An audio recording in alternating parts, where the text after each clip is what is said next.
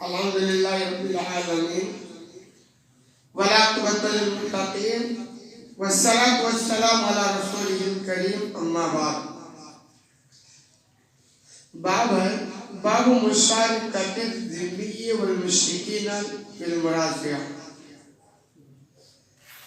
باب مسلمانوں کا مشرکین اور ذمیوں کے ساتھ مل کر کھیتی کرنا۔ کہنا یہ چاہتے ہیں مفہوم ہے کہ اگر کوئی مسلمان کسی غیر مسلم کے ساتھ مل کر کوئی کاروبار کرتا ہے، اس کے بارے میں کیا رہنمائی ملتی ہے، کیا کر سکتا یا نہیں کر سکتا، کیا رہنمائی ملتی ہے۔ حدیث نمبر 2499 عن عبداللہ رضی اللہ عنہ قال، عبداللہ رضی اللہ عنہ سے روایت قال بیان کرتے ہیں،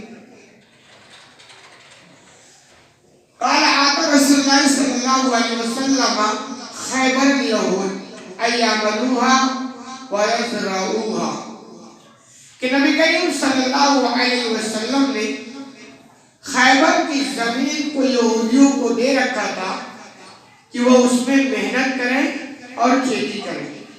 وَلَهُمْ شَطْرُ مَا يَخْرُجُ مِنْهَا، اور جو کچھ اس کے اندر پیداوار ہوگی اس کو آدھا آدھا کر لیا جائے گا، یعنی نصف پہ آدھے حصے پر آپ نے وہ زمین خیبر کی یہودیوں کو دے رکھی تھی۔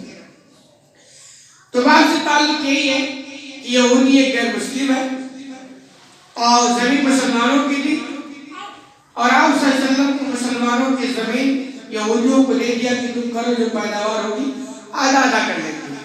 تو بات سمجھ میں آتی ہے کہ کیا رہ سکتا ہے۔ خوب اچھی طرح سمجھ لیں، ہمارے مسلمان بھائیوں میں سے کچھ لوگ بہت ہی تشدد پرست ہوتے ہیں، وہ سوچتے ہیں جیسے میں ہوں نا ایسی پوری دنیا ہو جائے، پھر میں اپنے ہی جیسے لوگوں سے اپنا سارا معاملہ کروں۔ ایسا نہیں ہو سکتا۔ میں بارہا سمجھاتا ہوں کہ دیکھو، اسلام دین فطرت کبھی بھی نیچر کے خلاف بات نہیں کرتا۔ اسلام یہ مذہب کس کا دیا ہوا ہے؟ اللہ کا دیا ہوا مذہب ہے، اور اللہ کو خوب پتا ہے کہ ہمارے مسلمان بندے جو دنیا کے اندر رہیں گے تو صرف یہ اکیلے نہیں رہیں گے، ان کے ساتھ ساتھ بہت سارے غیر مسلم بھی رہیں گے، تو ان کے ساتھ تعلقات کیسے ہونا چاہیے۔ اور اگر یہ پابندی لگا دی جائے کہ صاحب آپ غیر مسلموں کے ساتھ لین دین نہیں کر سکتے، کاروبار نہیں کر سکتے، تو کیا یہ گاڑی چلنے والی ہے؟ نہیں چلنے والی۔ مثال کے طور پر آپ کہہ لیجیے، دنیا کے اندر آج بہت سارے ممالک ہیں، کوئی ملک والا کہے صاحب میں صرف اپنے ملک ہی کے اندر لین دین کروں گا اور باقی کسی دوسرے سے ہمیں مطلب نہیں، اس کی گاڑی نہیں چلے گی۔ اس کے ایک چیز اگر پیداوار ہو رہی ہوگی تو وافر مقدار میں ضروری ہے کہ اس پیداوار کو وہ دوسروں کے یہاں سپلائی کرے، اور کوئی ایسی چیز جس کو اس ملک کو ضرورت ہوگی اور اس کے یہاں پیداوار نہیں ہے تو ضروری ہے کہ دوسرے ملک سے وہ چیز لے۔ جسے مثال کے عرب کنٹری کے اندر تیل کی پیداوار ہے، عرب والے کہتے ہیں صاحب ہم تیل دنیا میں کسی کو نہیں دیں گے، صرف مسلمانوں کو دیں گے۔ تو غیر مسلم بھی تو آپ سے یہ سیکھ جائے گا، اچھا ہمارے وہاں چاول کی پیداوار ہم نہیں دیں گے ان کو، تو بتائے گاڑی پھنسے کی نہیں پڑ سکتی۔ اسلام مسلمانوں کو تعلیم ہی نہیں دیتا جو نیچر کے خلاف ہے۔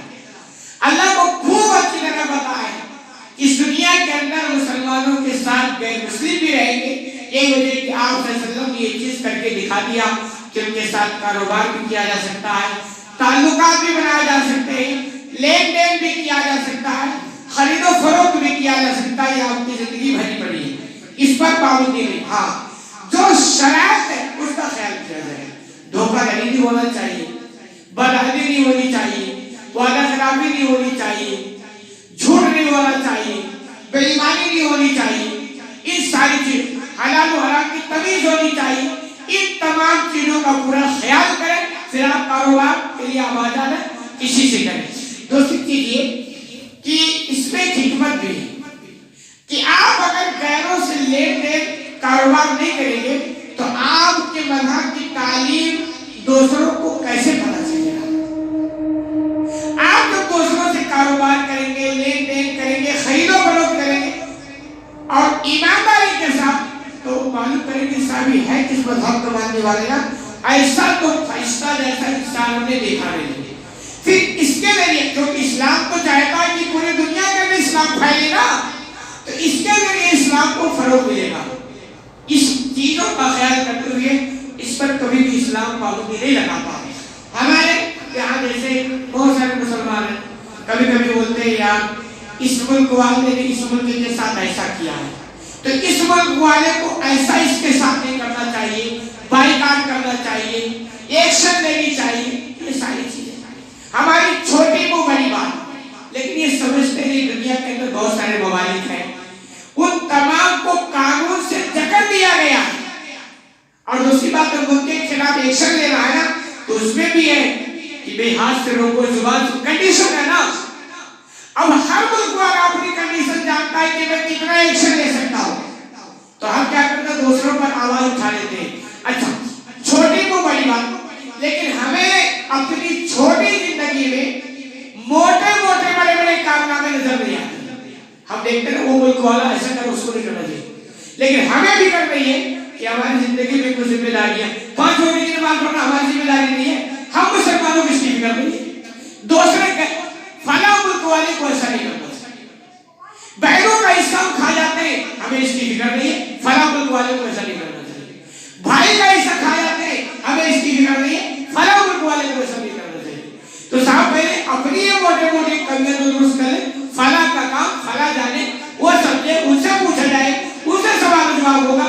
اتنی لمبی اڑان مت رکھا کرو، ان پر فکر رکھا کرو، کیونکہ ہر ایک کو اپنی طاقت اور اپنی کنڈیشن کا پتہ ہوتا ہے.